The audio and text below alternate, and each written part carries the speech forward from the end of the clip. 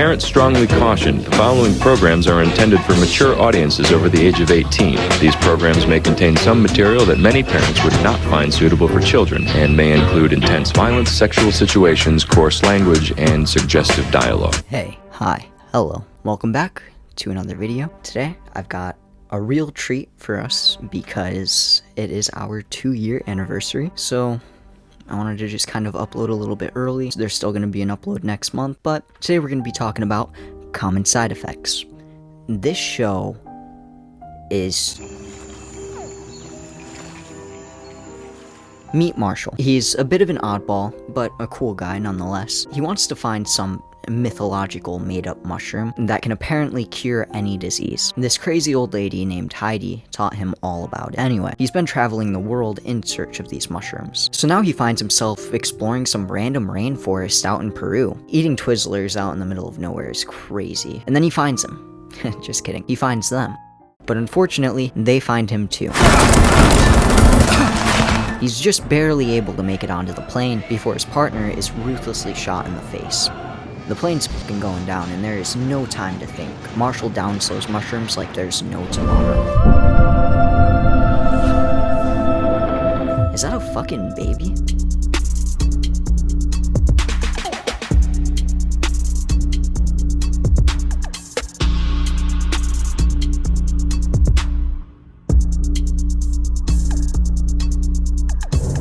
After being reborn, Marshall has one of the most terrifying encounters I've ever seen. This strange white creature comes up and tries to kill him? Or maybe even eat him? We wake up. He somehow survived that epic crash, proving the mushrooms like healing properties or whatever. I'm not a mycologist. And then that turtle just pops out of his knapsack.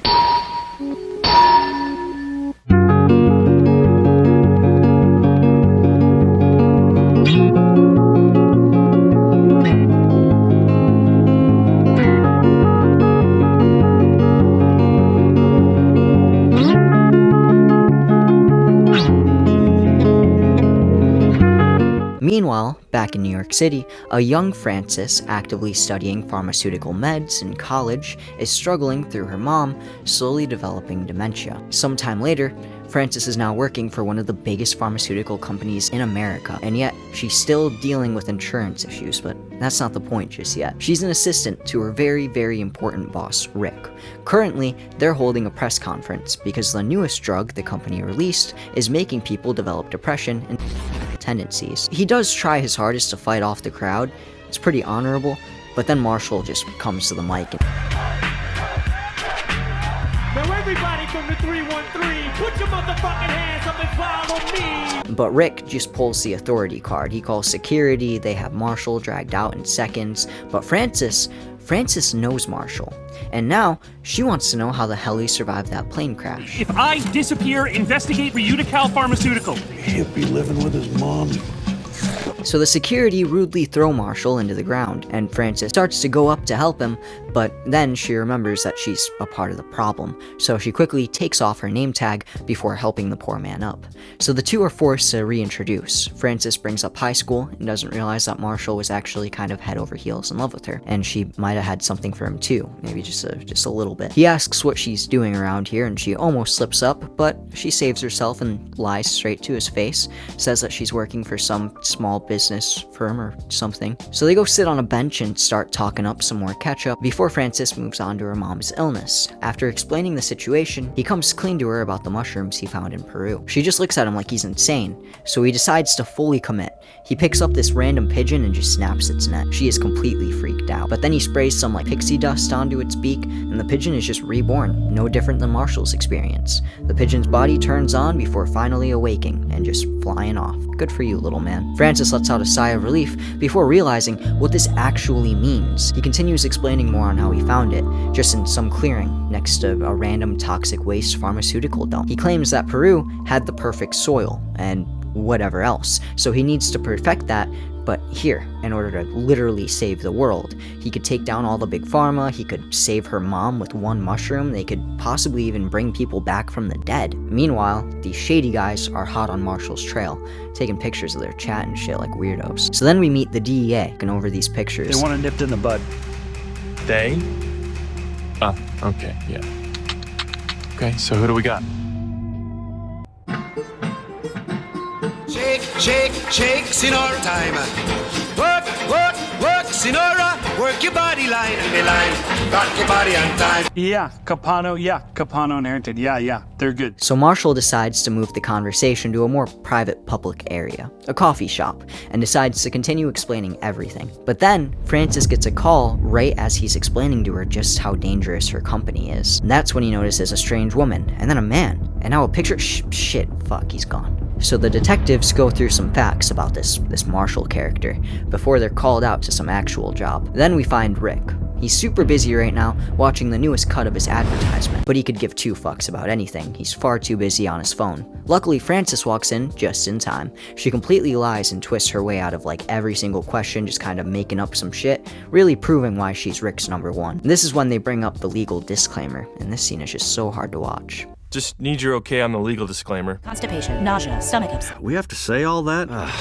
Okay, well, how fast can you play that? That's too fast. Sounds like an elf. Do you want the part about the ice chips? Jesus, ice chips? No, they're on their own for dry mouth. So Rick lets her in on some company shakedowns, explaining that if he goes down, she goes down too. So she busts out Marshall's idea, and he tells her if it's as good as it sounds, he's down. So Frances continues trying to reach back out to Marshall, but she isn't really getting any responses. This is probably because Marshall's back home, and it's out in the middle of absolutely nowhere. And now, of course, our detectives, Capano and Harrington, are currently going over some evidence, and they're actively camped right outside Marshall's house. Luckily, Marshall already had a feeling. That man and his bullshit are long gone. Harrington finds some security cameras, and Capano finds some evidence of Socrates? Now, Frances is back home with her partner, and she's trying to erase her career off the internet. He just keeps on talking about nothing. He's interrupted by a call from Marshall. He tells her he's outside, and he has Socrates. The coppers are hot on his trail, and he's in desperate need of a helping hand.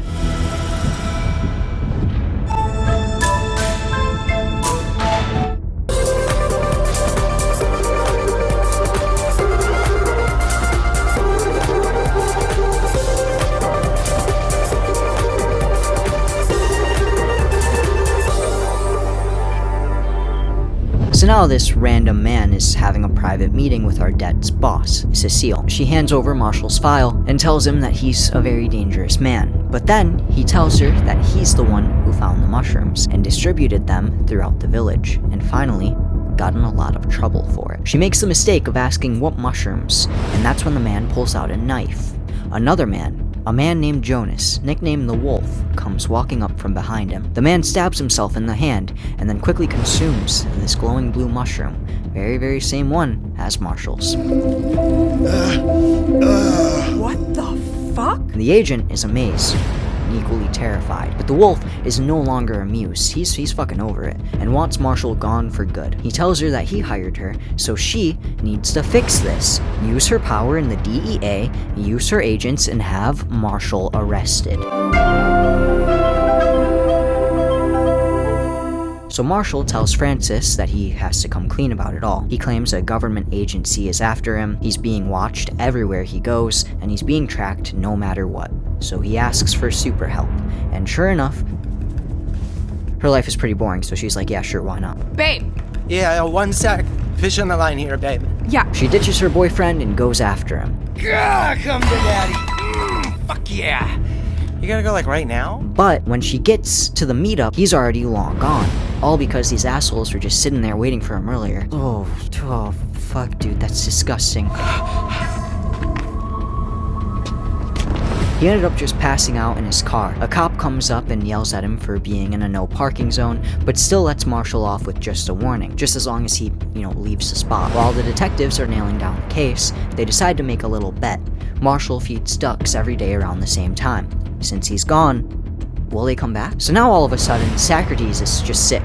So he goes into some random pet shop and looks at all the illegal fish. This is where his brother Zach comes in, and this guy is just like Bob's Burgers, like all of just that personality in one character. So this dude takes an upper, and this son of a bitch just sees the whole future, past, and current while he makes this awful looking concoction. But apparently, it'll fix Socrates right up. So Francis finds Marshall's YouTube channel. He's making all these weird videos teaching all this shit on random fungi. Then she finds Hildy, Marshall's old boss, the only person talking about the angel shrimp. We've ever 100 times more effective. Hey, listen, you want to go to lunch with me?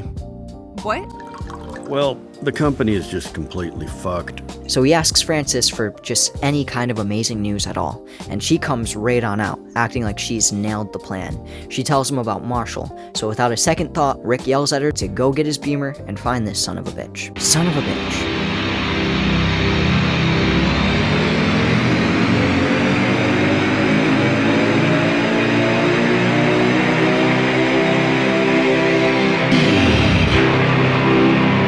So Marshall calls some scary lady who's currently out in the middle of the woods. So she tells him that she's too busy and that she'll send the twins on it. All they have to do is grab all of his animals and all of his files underneath the floorboards, and they just burn them all in the garbage can right outside.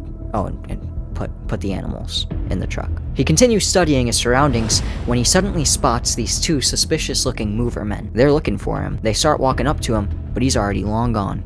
Before their twins can successfully execute their plan, Francis decides to make a quick stop at hers too. Only she's searching for him. Sure enough, there is no sign whatsoever. However, the twins come running in, pretty fucking terrifying. She basically suffers an anxiety attack. She hides down pretty well though, letting the twins do whatever they need to, and they just run out of the house. But as she's regathering herself, one of the twins accidentally tipped the can over, resulting in Marshall's entire house just lighting up. So Francis is barely able to make it out, but she does take Rick's car and barely gets away from herself, by the way. So Marshall's out driving when this random guy comes up and blocks the front of his car. It's all a fucking trap, and this truck just comes out of nowhere. Luckily, Socrates bundles up. You can't keep getting away with it! But Marshall's fucking dying. He has to quickly take a shroom or two and just dips once again. Always one fucking step ahead, man. This guy's awesome. Now we meet Amelia, but they have to hurry because of their deal about their ducks. So Capano goes over some fungi that she found growing inside her home. But she pulls some fucking game though and grabs her number. What a pro, man. Capano hands over a call to Harrington, and she tells her boss that Marshall's house was torched. And Cecile does not seem happy. So she calls Jonas again. He claims they underestimated Marshall, and once the call's over, he resumes his conversation with that new guy, so he asks him if he has any more shrooms. The guy just gets a little more than nervous though, and decides to roll down his window, before telling Jonas that he's explored his options. He's immediately shot in the head and thrown out of the car. Well shit, that is not a good sign. You understand that wherever this mushroom exists, it must be destroyed.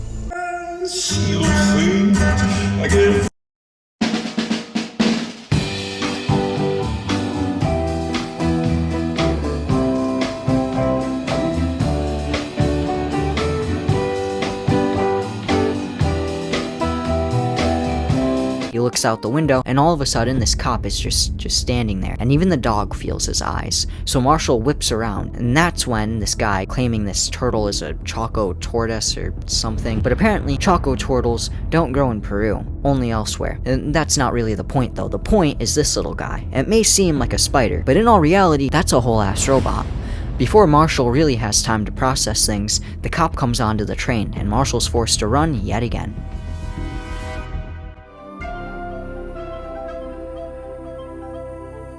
So Frances takes a trip to go see her mom. The front desk help lets her in on the fact that she's having insurance issues, and her mom may not be able to stay anymore. But Frances tells them to just give her just a little bit more time. That's when Frances finds a letter planted by Marshall. He left her a mushroom in order to show Frances just how well these fucking things actually work. So she mixes it into some pudding, and her brain immediately starts working again. So she gives her another, and then another.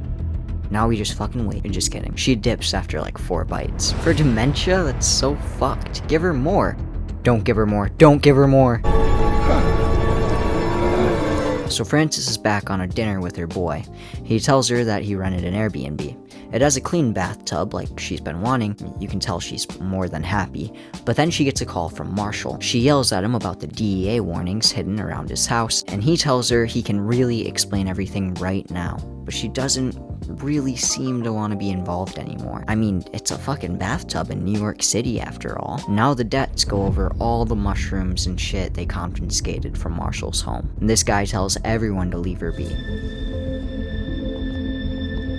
Bye.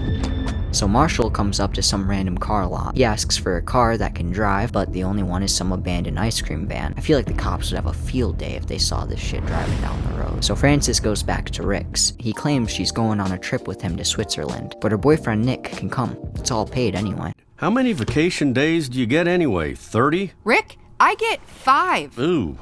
Hire a lawyer. So some fucking guy is arguing with his girlfriend when he just goes straight off the road, all because of some fucking deer. This dude's teeth are missing, his eyes basically gone. Like, this is just not a good situation at all. Bro should have just hit the deer. So Marshall only has like so many left. Like, what the fuck are we to actually do here? Anyway, Harrington goes over everything from this case and how fucking weird it's all been. All these suits walking around for really no reason, just staying quiet in the background. He asks what she's up to tonight. She's going out on a date with Amelia. She asks him not to spy on her date, but it doesn't seem like she'll be getting her wish. When Marshall gets to Heidi's house, well, it isn't exactly what we saw on YouTube. She's now like missing like all her teeth and like a decade older looking, but it's only been like 7 months. But hey, at least she still has the personality, right? And by that I mean she's absolutely batshit. She makes some tea, and he claims he's found it.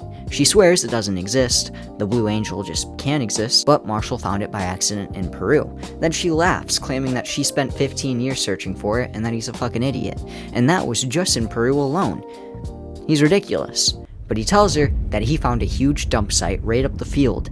They need to get those shrooms out of there before they all die. It all lines up. Big pharma waste, all those toxic chemicals pouring into the ground has made the perfect specimen. The pharma companies themselves. She starts talking all crazy and asks if he's brought them here, but he's getting pretty shaken up and asks if she's been taking her meds. But then she pulls out a fucking gun, and things aren't looking very good until she shoots right through the fucking heart. So now Marshall's forced to save her ass. Now Heidi's reborn. She looks around this crazy world and finds her head going through all the different cycles of life before turning into a blue orb. So then she touches it. Well, I sure as hell wouldn't have done that. But luckily, she's alive again, so I guess that she made the right choice. She confirms Marshall's found it, and she doesn't seem very happy. So now Capano sits around his lovely apartment, watching old movies in his underwear. He's busy researching Marshall, and sure enough, Marshall's wanted as a murderer in Peru. And now, Capano knows. Turns out Amelia dipped out on Capano. But there's no reason to cry over spilt milk, right? After Marshall let Heidi turn on Frances's inclusion, Heidi tries to just kill Marshall, but luckily, he took out the bullets after she killed herself, so he just walks away. I would've fucking killed her. Yeah, we're close.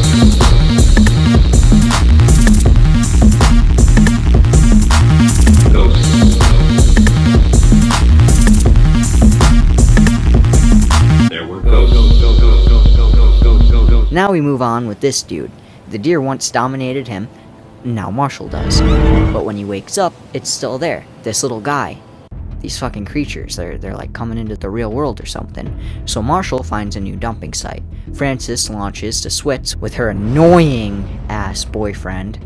Talk like you belong here, son. Call it a PJ. Oh, hell yeah, a PJ. I can't believe like a car brought us right up to the door of a plane. And Heidi calls some of her goons. She's after him. This is looking way worse than the government. This is when Frances's mom comes back. She snaps out of her dementia after seeing one of the little guys in person too. Hey, wait a minute. Oh fuck, man, this is not good. You got what it takes.